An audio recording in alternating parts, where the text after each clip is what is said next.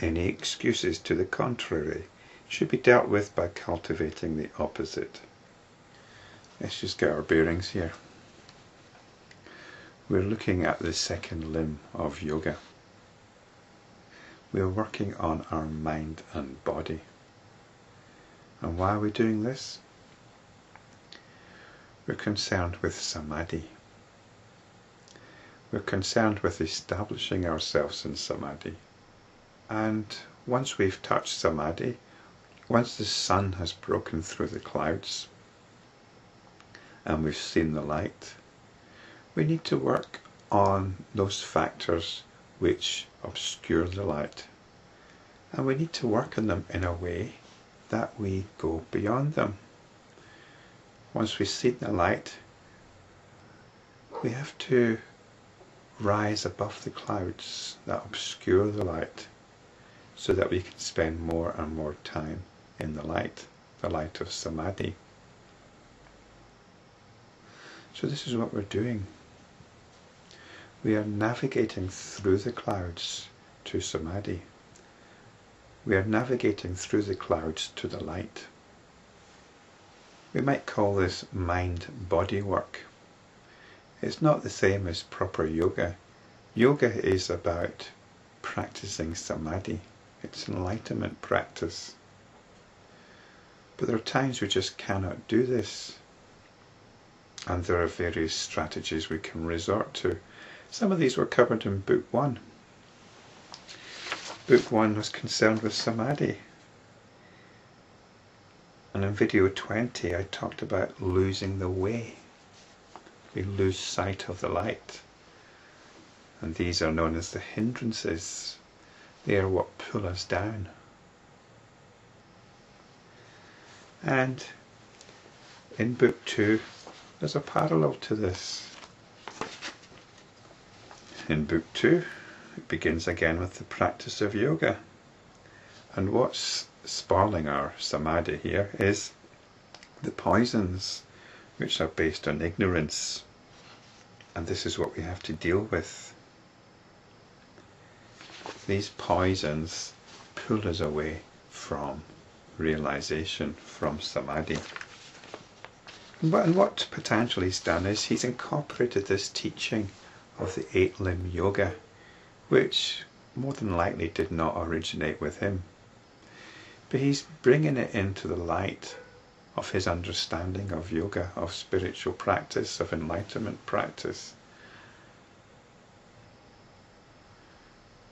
And has given us the opportunity to tackle directly those tendencies which hijack our awareness, which poison our realization.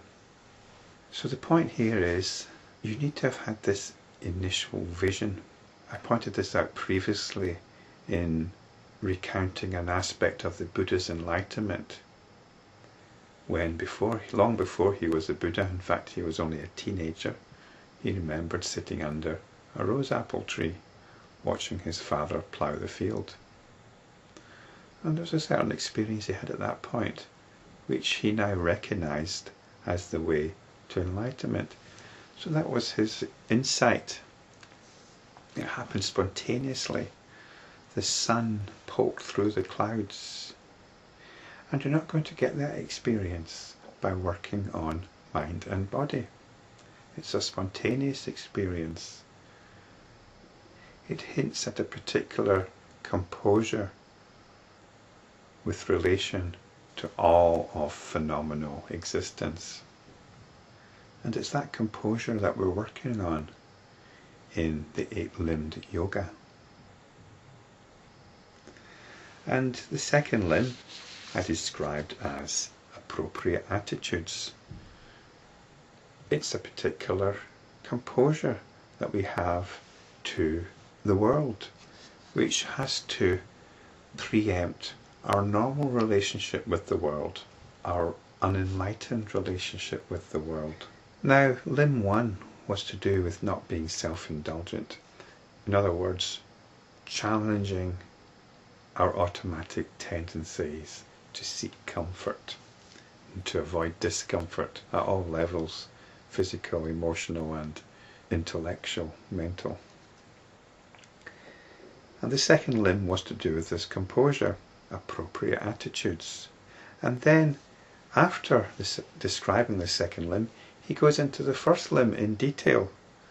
I actually covered these a couple of videos ago. The point here is you cannot practice the first limb without the second limb. They're intertwined. You can't just stop being self-indulgent. In the same way you can't just give up smoking or giving up alcohol or whatever without an inner change, an inner transformation. This is the composure that the second limb is about. And Sutra 33 hammers this home.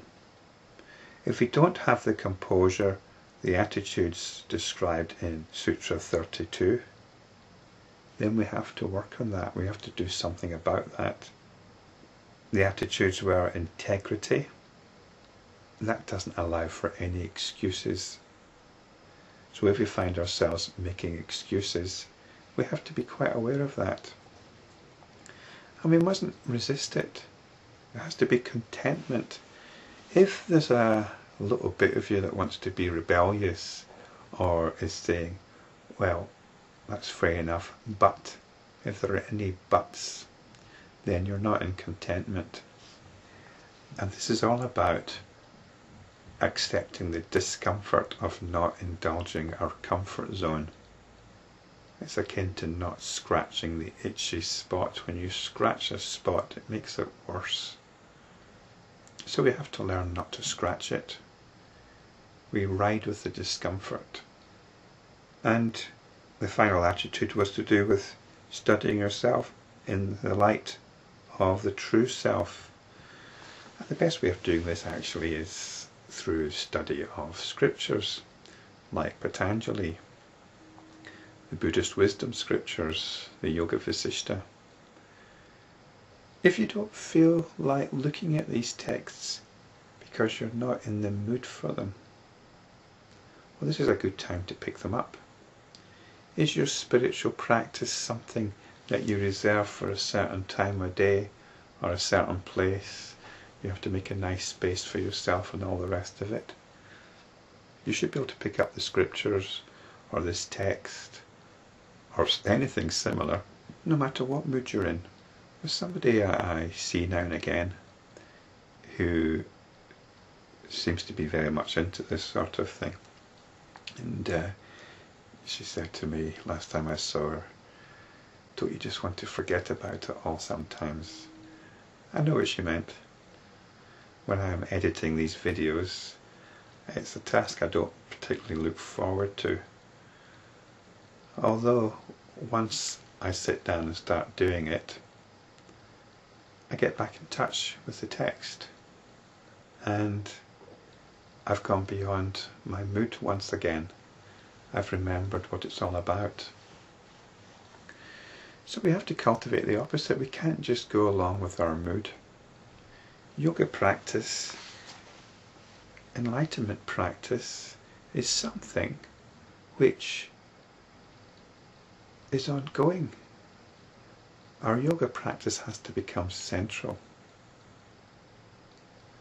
And it's the yoga of our moods, the yoga of our feelings, the yoga of our comfort zone, of stepping out of the comfort zone. So, when we're not in samadhi, usually this means we're in a particular mood, and this mood is looking for some kind of gratification or indulgence, and this is tied up with the comfort zone. This is what we have to be watching for all the time. This is what Sutra 33 is telling us. And Sutra 34 emphasizes this point even further, and we'll look at that in the next video.